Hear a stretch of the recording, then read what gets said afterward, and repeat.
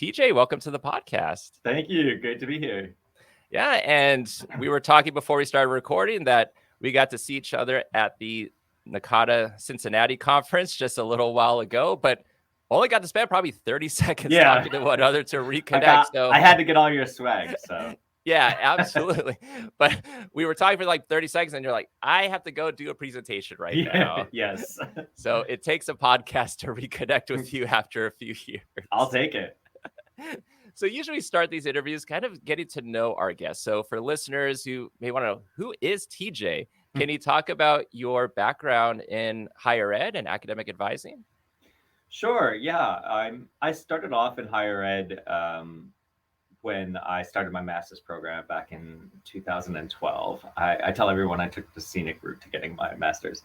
And when I started at UMass, I was working in a new role for leadership development in student activities and involvement. Actually was supposed to be the Pan-Hellenic Council advisor, grad assistant. But then they got rid of that role and created this new role. I was also super nervous about that because I knew nothing about the Pan-Hellenic process. So I was studying a lot, and so it was fine. So I started off there advising really, really large student organizations that did a lot of sort of traveling, very large scale programming, bigger contracts, things like that.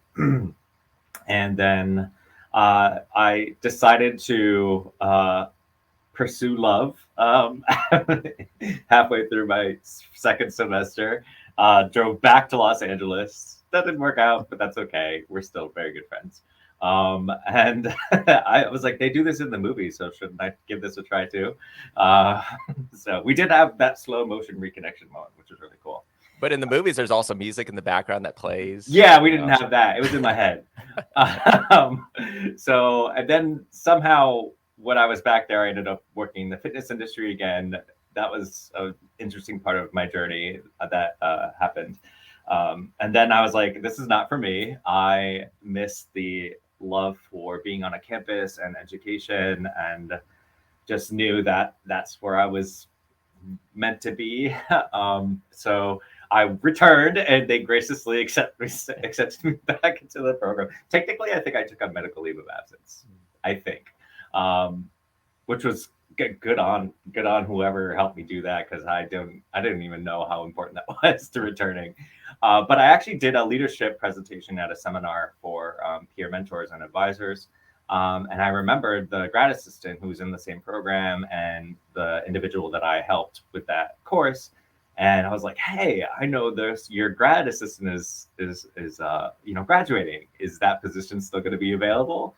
Lo and behold, I ended up working in the College of Social and Behavioral Sciences at UMass upon my return. And it was a fantastic experience in their advising center. And that's where I got my advising start. My official academic advising start. So yeah, that's how I got there, and then take it from there. Yeah, nice. And I know we were also talking earlier about, we've known each other since we met at the Santa Rosa conference for Region 9 in what that was 2017 or 18? Yeah. It might have been 18. I think Reno was 17. Yes. Or I could be wrong. I don't know. One of the two. Right, one of the two. And you're working at LMU at the time. Mm-hmm. And then we have a connection with Mike Sersasimo, who's at LMU. And then we connected again at the Phoenix conference. Yep. And then was that the last? That was the last time we saw each other. Yeah. And then reconnect for 30 seconds at the Cincinnati conference. How was that conference for you, by the way? It was overwhelming. It's sort of like, I think like anything, going back to something that large scale, and also hybrid in a new city, in a state that has different sort of regulations and sort of mandates in sort of the COVID world that we're living in. It was exciting in many ways, but also hyper anxiety provoking in many other ways.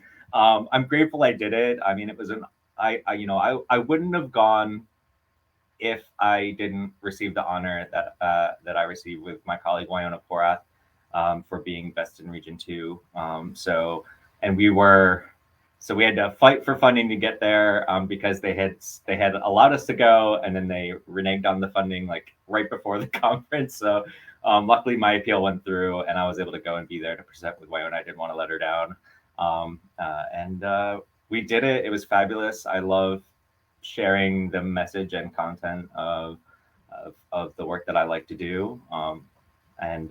Yeah, it was an experience. Cincinnati is a very interesting city, I find. I was just having fun really exploring the city and sort of seeing what it's like and connecting with people. And yeah, it was nerve-wracking navigating all of the immense amount of sessions and trying to figure out which one I wanted to go to. Because normally, like if you're lucky, you get to go with a couple of colleagues who get to sort of share, divide and conquer the schedule. For me, I was just like, I have no idea, too many choices.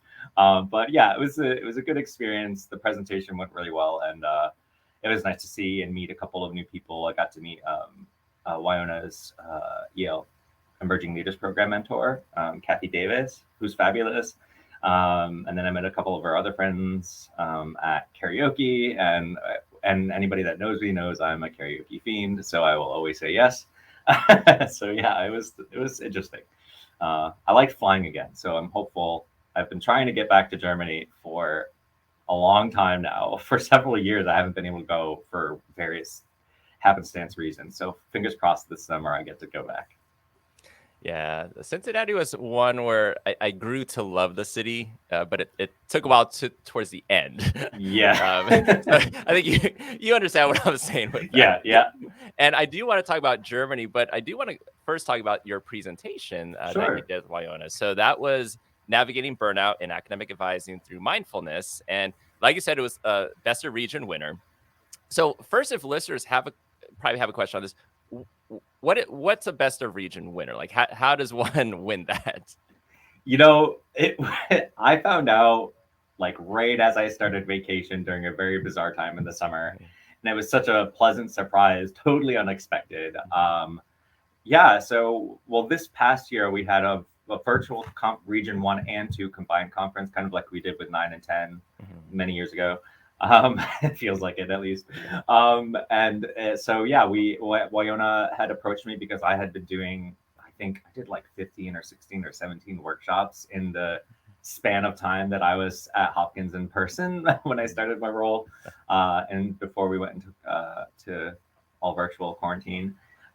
So she knew I had a background in mindfulness and contemplative practices, and how it kind of can fit in with advising in higher ed administration roles. And so she just said, hey, I have this idea for a presentation. I've done it before, but I know you have a bit more experience on the mindfulness side of things. So would you like to co-present? And I said, of course. And she submitted. She's like an expert proposal writer. So she submitted, and we got accepted to present at the Regional 1 and 2 conference. And then I don't know how they decide. It's got to be, I guess, from the reviews afterwards. So I don't know how it happened, but it happened, and it's amazing, and it was really cool. And who knows if it'll ever happen again. So I had to make sure I took advantage of it. Apparently we get a plaque or something.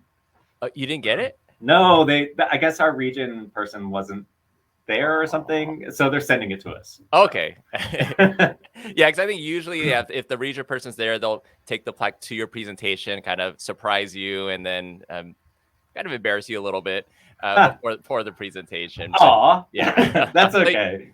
So you missed out on that, but you're always presenting, so I figure you'll have another Best of Region at some point. We'll see. That's never the goal. Yeah, no, of course. I mean, it's kind of like, hey, if it happens, it happens. But yeah, I think it is based off the evaluations. But I think it also just is a testament to the topic, how it was presented, and how engaging it was, and just that attendees got to take something out of it. They had takeaways. Yeah. And and the way you present, I mean, I attended one of your pre-conference virtual workshops earlier this year, and I had a blast, and I thought it was fantastic, which was also on mindfulness. Yes. but speaking of mindfulness, for listeners, how would you define mindfulness, and do you think there's any misconceptions that people have about mindfulness? Oh God, defining mindfulness. There's no way to simply describe it, but it's basically, it's a lot about, here are the buzzwords: being present, interconnectedness, sort of non-attachment, non-judging, a lot about reflection and letting go and sort of really navigating how you exist in the world and being intentional and and it's a practice. It's something that you have to that's not something that you can, again, in many of my presentations we talk about mindfulness, and it's like you can't really fully access mindfulness in one workshop. It's something that you have to continue to sort of engage in and develop, but it's worth it. And so over the years of developing ways of teaching and presenting and bringing people into that space, I've learned a lot about what needs to happen and how to make it work for people who are sometimes skeptical about mindfulness, right? And I think people are skeptical because either one, they've never experienced it or realized that they've experienced it, or two, they've experienced it in the context of sort of like mindfulness, sort of productivity booster, rather than something that's about your entire life and being. And and I think that can sometimes put a negative taste or skeptical taste in people's mouths. And so when they see that, they're like intrigued, but they're kind of like, meh, what is this hokey pokey business going on? So, yeah. Yeah, and with your presentation, like you were talking about mindfulness and then burnout, and that's a huge topic. I mean, I think especially right now. Right, exactly. Mm-hmm. And so in your presentation, I mean, not to say like, okay, give us the whole spiel about your presentation, but in it, you were talking about like the burnout cycle. Mm-hmm. Any quick tips you have for listeners who are like, I think I am burnout and I don't see an end to this. Is there a way to kind of break that cycle? Yeah, I think it was kind of inspired by a question when we did the pre-con. There was somebody that asked about when we did our virtual presentation, Marion and I, somebody asked, how do you create positive responses to stress? And it really comes down to interrupting. Number one, identifying when you're getting there, right? So it's like, for me, having lived with an anxiety disorder for a long time, I've learned to identify my own benchmarks, sort of like behaviors or ways I'm feeling or thinking or acting or reacting.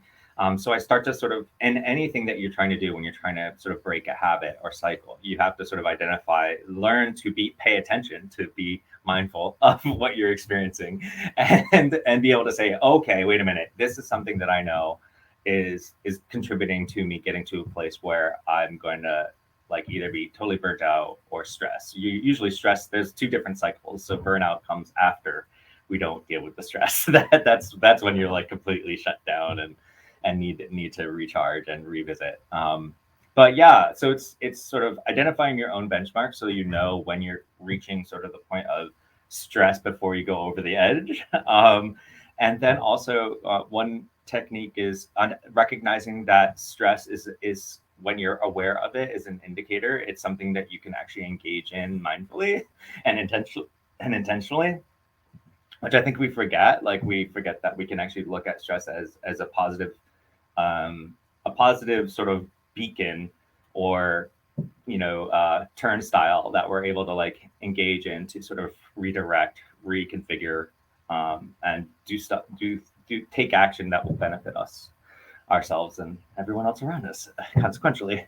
And the other piece of advice is from mindfulness practices is to greet your emotions. So a very simple technique that I think I probably talked about in our pre-con was to say hello.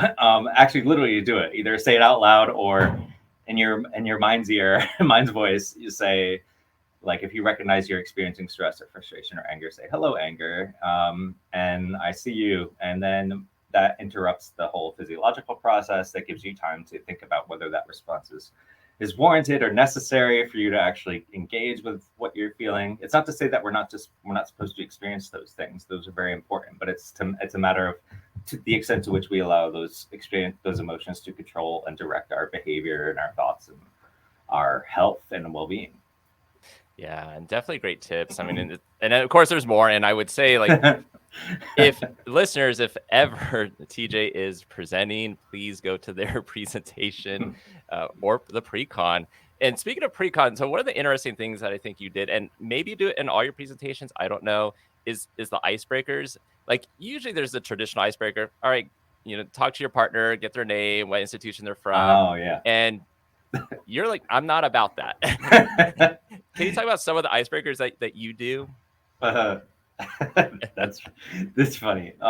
It comes up. I usually do it at all of them. I didn't do it in a couple of spaces because I kind of approach it in a different way each time, sometimes just to keep it fresh. But like one of the simple ways that I do an icebreaker is I found through my work that in order for people to get to a space where they can really start to engage in a practice, they need to understand be comfortable with certain things. And so really I start with concepts around vulnerability and sort of accessing how we understand who we are.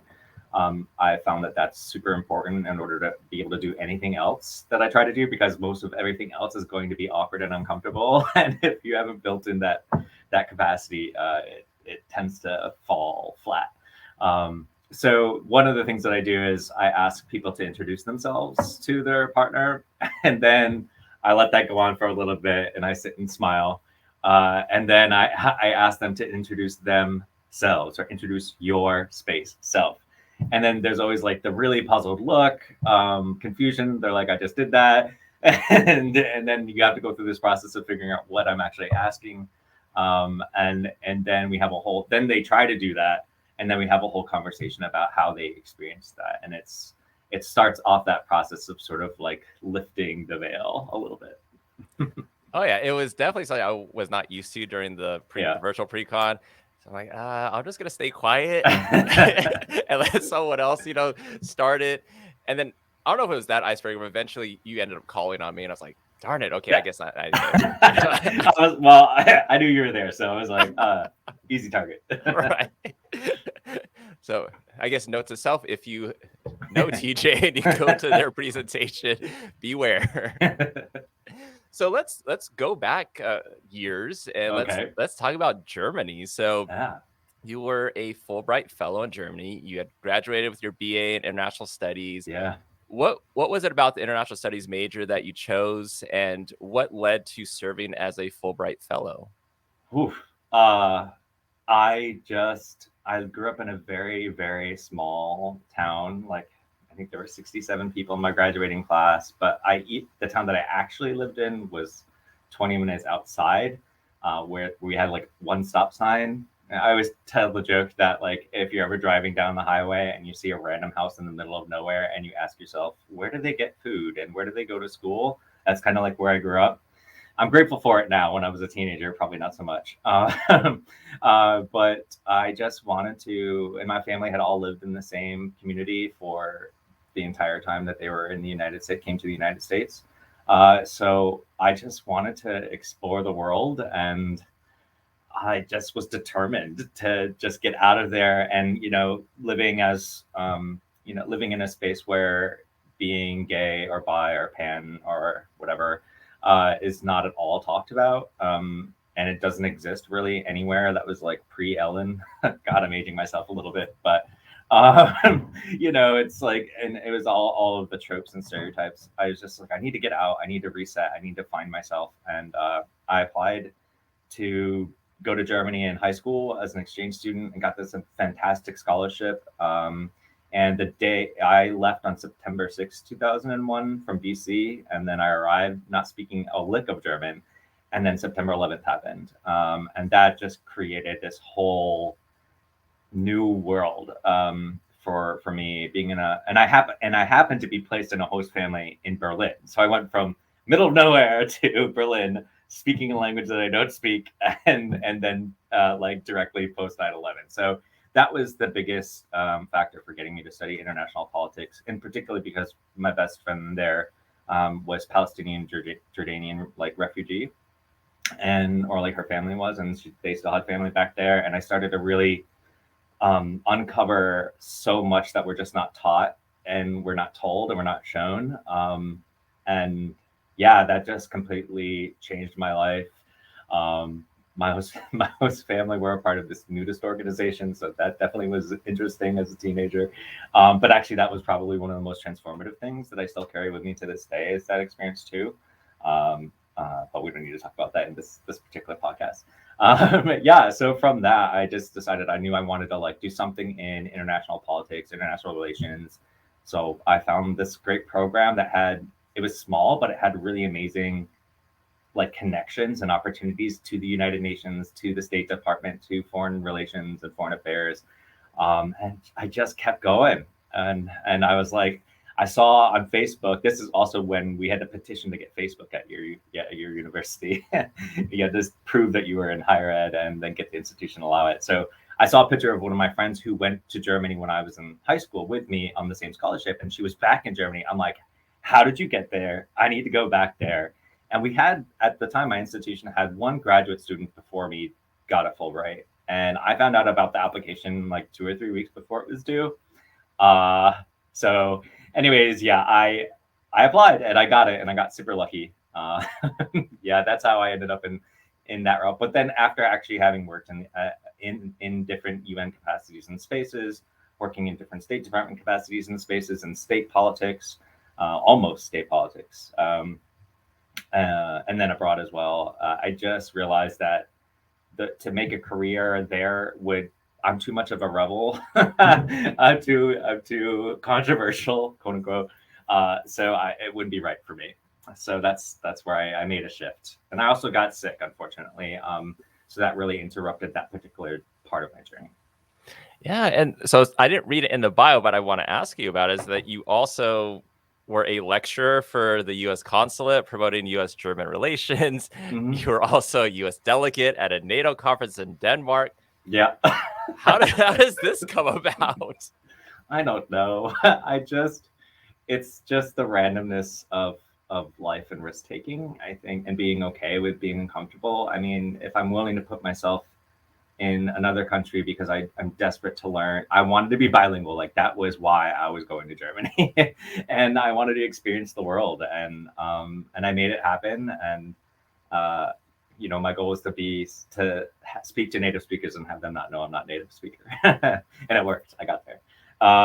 But yeah, and also because of the program and the connections that I had, and I had very small classes, and so like I took 7 classes with like the same professor, who's now a good friend of mine, and we've had a lot of fun over the years. And she's fabulous, and they just got to know what I wanted to do and saw my potential and connected me to all these like amazing opportunities. They're like, hey, here's this conference at the UN, we'll pay for it, do you want to go? Like, and then the next year I organized it to bring more of our students there, and we got to present a resolution at the General Assembly of the United Nations on the Millennium Development Goals, and I got to co-author that and edit it. It's really random stuff. There was and I just applied. I wrote an essay about something that I didn't know. A lot of what I've done in my life is to sort of say yes and then figure it out.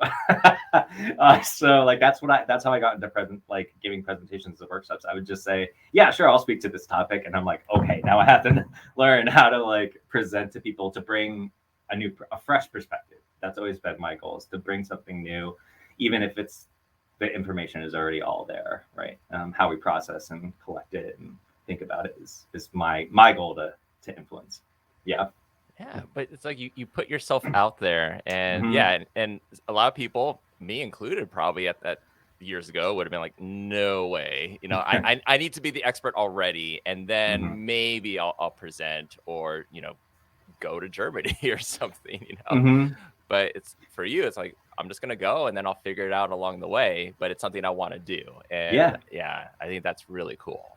Yeah, and that's what we do in advising too. A lot of the time is sort of, especially with first year students, for example, like they come in and they say, or are working with FLY students, first gen limited income FLY, is that, there's this fear of putting yourself out there because you don't already have it on your resume or in your back pocket. And we experience that, and students experience that in learning spaces too. Like when I have conversations with my students about like, do you raise your hand? Why or why not? And what allows someone to be able to raise their hand and speak up and participate. And so we sort of work through how you can. My favorite poet talks about growing bigger into the world rather than growing smaller.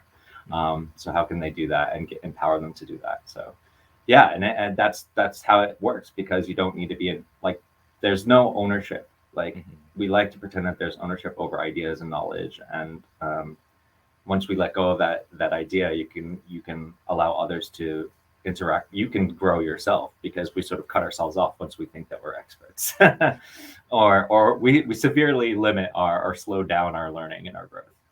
Very true. And talking about putting yourself out there, like you in 2013, you participated in a TED Talk. Another random thing that TJ has done. And that one was a TEDx talk, to be TEDx talk. And to be fair. That one was titled Greet Death with a Smile. How did you get involved with this TEDx talk? And can you talk more about the Greet Death with a smile? Yeah, sure. Obviously it's cringe. It's always cringy to like look at myself speaking. So I don't really ever watch it. I've only watched it a couple times since then. But I got involved actually because I was advising the TEDx group had just started, and so I was advising them and sort of helping them get position themselves to actually put on a TEDx conference at UMass, and which is a huge undertaking. And they had all these speakers lined up, and then they also had a competition for a student speaker. And I was like, well, is it open to grad students? And I was like, okay, but I didn't want to take an undergraduate student spot, so like I was really conflicted. But I did it, and they came in. The two, like the president and vice president of the TEDx team, came into my office and said, we're sorry, but you won. So they tried to they buried the lead there. And yeah, so that's how I got to be able to share my story, because I did it like a other version of it before with other presenters to get selected. And then I just did it, and Greet Death with a Smile sort of came about with sort of thinking about a lot of loss and trauma. And for a long time, while I was in Germany the second time, I developed a pretty severe panic disorder toward the end of my time there, and I didn't know why. And what was going on, and I really couldn't speak medical German proficiently, so I just knew that I needed to go back to the United States to figure out what was happening. It was really scary, and it turned out eventually, once I had proof that I had an actual physiological problem going on, I ended up having heart arrhythmia, congenital heart arrhythmia, and then I had surgery, and I'm much better now. But at the time, I really I lost like a lot of my nuclear group, and like my sense of home. When I came back from Germany, like all I had left was a car, barely, and it wasn't working. So it was wild, and I'd actually been offered a position at the consulate to work there for like 6 months and live there and work in their political and economic sector. But I had to give that up, and then I tried to do other things to get back into the field of international politics, and it just nothing landed. And then here we are. That's a long set of stories in between then and now. Yeah.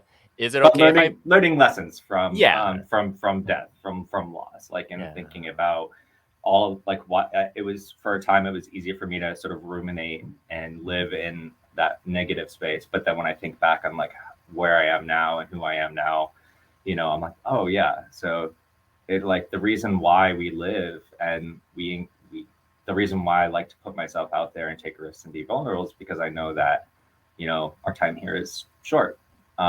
So, and you never know how short. So yeah, that's why I call it Greet Death with a Smile. Yeah. Is it okay if I put the link in our show notes? Sure. Awesome. I appreciate that. And I remember, I want to say it was when we were in Santa Rosa, somehow I think that TEDx talk came up, and then you sent me the link and I watched it, and then I watched it again just recently. And I mean, I think the whole thing from start to finish, from the visual, you with the straight jacket, it kind of just pulls you into what you're talking about. And, you talk about how the word crazy gets tossed around like confetti at a birthday party. And that in a way, a lot of times we have these like linear thoughts, to our lives, and you brought up a great question was like, does your resume or, your CV, is that equal your life? Is that you, or is it what you do? And so I thought it's very powerful stuff. So I really encourage listeners to watch that TEDx talk. And so now where you're at Hopkins, and you're an academic advisor and success coach, and you're in a, what you say, fairly newly program. Can you talk about how that program came about and your role in it? Yeah. So it was created by a couple of colleagues of mine working through the Center for Student Success here, and then the two schools, Krieger School of Arts and Sciences and Whiting School of Engineering, and sort of an initiative to support basically a goal to support every single, first generation and or limited income student at Hopkins in their journey. And it was also a part of the Bloomberg gift to Hopkins. So that's how the program got its funding and sort of got really, our programs here have exploded over the past 3 years. But yeah, so the whole goal was to create this bridge between academic affairs and student affairs. And we're academic advisors and success coaches. So even though we're under the umbrella of student affairs, we are embedded in each of the schools in their advising offices. And yeah, we started it together in 2019. So we're a little over our 2-year anniversary. There were 3 of us that sort of took the initiative and sort of started to create the program. And now there's 13 of us. And we're supporting a really high percentage of our fly students, probably by next year. At the year after by the latest, we'll have every single fly student will have be a part of some sort of a program that sort of will support them, which is really cool.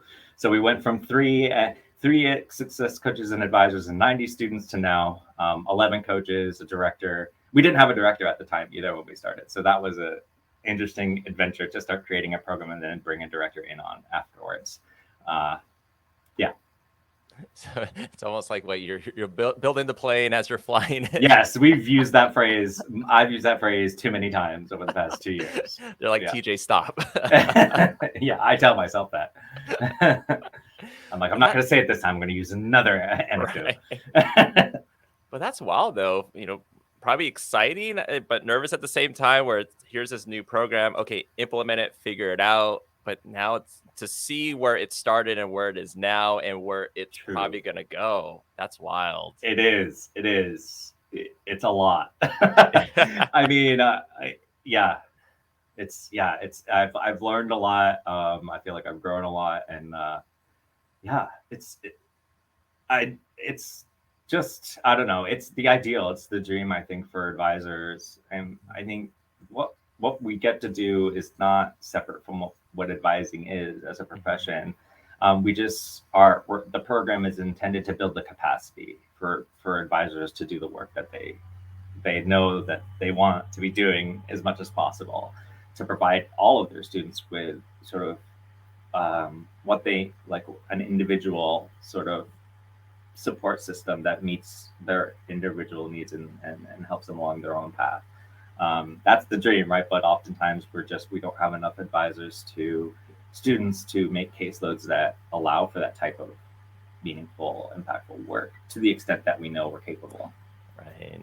But it seems like you're making it work so far. So far, so good. Yeah. So knock on wood that it continues to go well. But I'm excited to follow up with you in maybe 6 months or a year and be like, hey, where's it at now? Yeah, we went from 90 students to over 500. So in 2 years. So we hired 8 coaches virtually.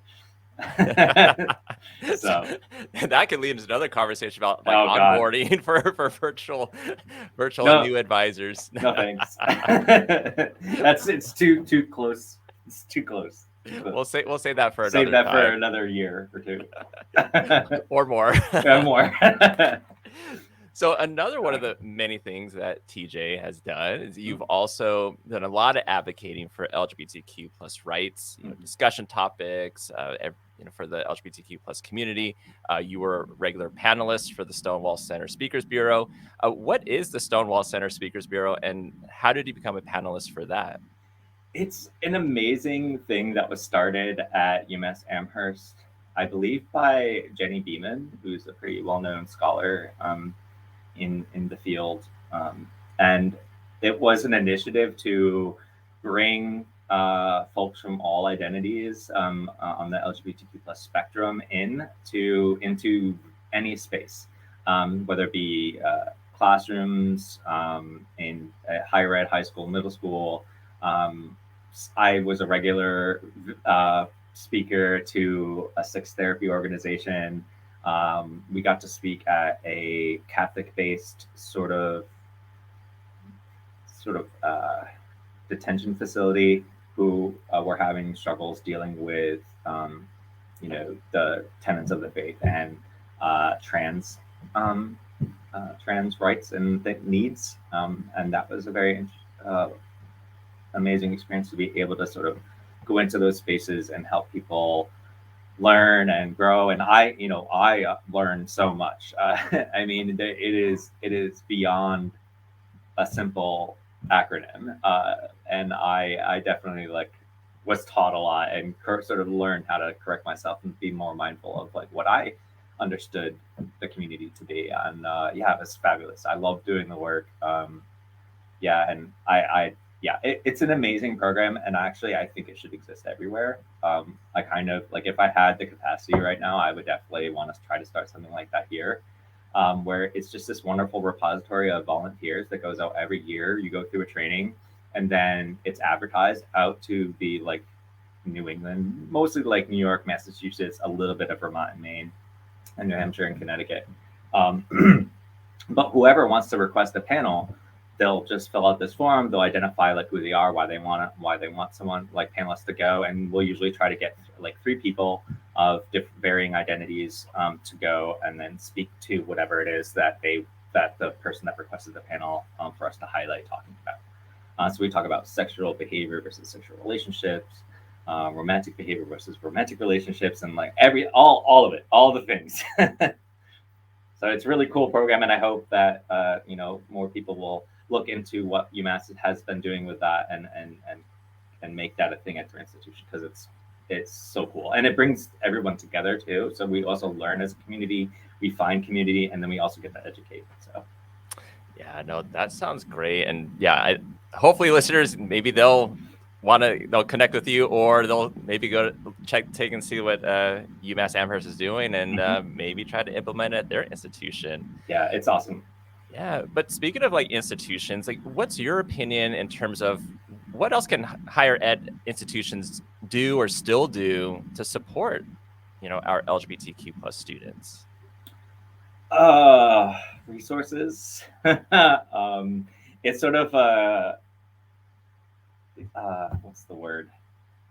It's like a catch-22 or something where you want we look at essential sort of maybe identity-based student services, and how at most institutions they are not centralized in terms of location. So I'm really interested in sort of environmental psychology and urban design, but that's another thing. But if you look at where the LGBT center at UMass is located, it's very, very far away from the center of campus, but it's actually centrally located to all the first and second year students mostly. So just thinking about positioning, where you're positioning and how you're actually actively supporting, I think, if I'm just speaking for myself here, which obviously I'm doing, just thinking about how, just looking at even LGBTQ spaces outside of higher ed and how they're shrinking very rapidly.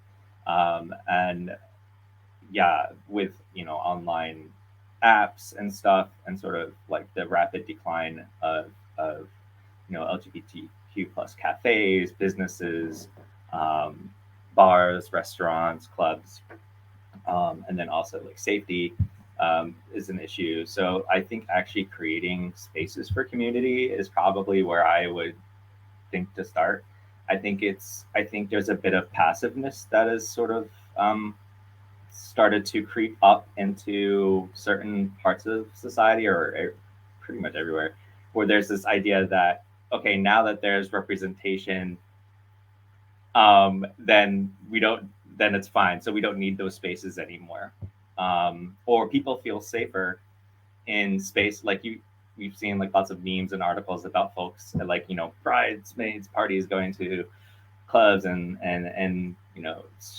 heterosexual men bartending at a gay bar, and sort of, and like I've been researching a lot about gay baiting and having a hard time reconciling sort of acceptance and inclusion to then think about what it means to have an impact on sort of diluting community, and finding different ways to connect. So I think really being intentional about elevating it back up to, yes, we have marriage equality. So let's go back to that time when we were that active and engaged and that present and that visible, and stay there. Because it's important for people to have spaces to feel safe and heard, and yeah, do all of those things, just especially young folks. But I think about it all the time now, depending on where I'm living. Is there space for me in terms of all of my different identities? Yeah, so sometimes it's just like a random program here or there now, that I see. So it's like you have the center, but now it's sort of like a hidden entity. Yeah, and this isn't going against any institution. I'm just talking in general. But Yes. yeah, it's almost like oh, we reached this goal, check the box. Okay, cool. Now we can move on to something else. And then it's like, okay, but there's still things that need to be done. It's like, well, we're okay right now. So. Yeah.